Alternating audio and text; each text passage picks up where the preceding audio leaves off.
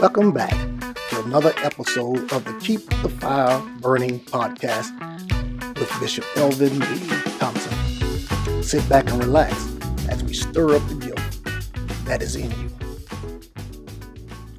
It has been a couple of weeks since we last was on the podcast. And since that time, I've been pondering on some things. I've been thinking about some of the lessons that I have learned in life. And if you will, allow me to share a few with you. And maybe, just maybe, they may be a blessing to you. I have discovered in this life that not everyone is going to like you. That no matter what you do, no matter what you say, there's going to always be someone who just does not like you. And that's okay. You just make sure that you live your life in such a way that when you look in the mirror, that you can like the person who is staring back at you. I've discovered also that in this life, not everyone is going to believe in you. That's why it is absolutely critical that you always believe in yourself. You believe in yourself despite others who may not believe in you. The third thing that I've discovered is that not everyone is going to always agree with you.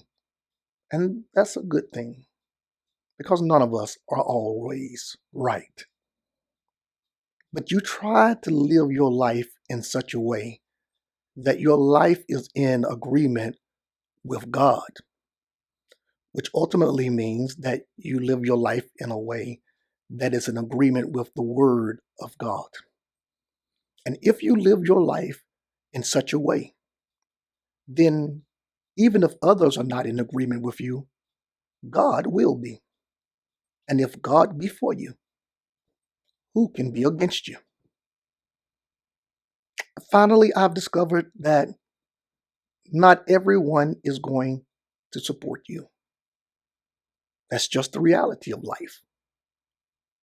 But don't you allow that to make you stop supporting others. You do good. You do good rather or not others do good to you. You support others and you do the best you can while you can. Listen, your reward may not be on this earth, but there will be a reward for you one day in heaven. In fact, in the book of Micah, chapter 6, verse 8, we find these words and a question. He has showed thee, O man, what is good. And what does the Lord require of thee but to do justly, to love mercy, and to walk humbly with thy God?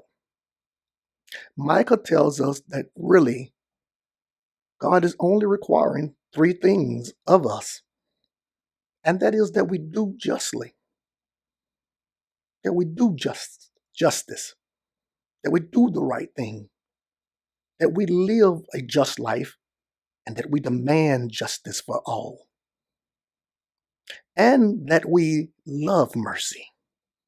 Not only mercy for ourselves, but more especially that we love to show and demand mercy be given to others.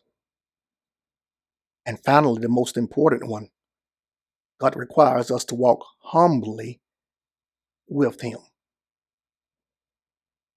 A good brother in the Lord, a great pastor, Pastor Clarence Conagin down in Lithonia, Georgia, the pastor of Spirit in You Church, shout out to them, was recently teaching about walking humbly and living a life of humility. And ladies and gentlemen, I'm going to tell you right now that if you walk humbly, then God will exalt you. You don't have to try to exalt yourself, but you walk humbly before God. You recognize that you are nothing without Him.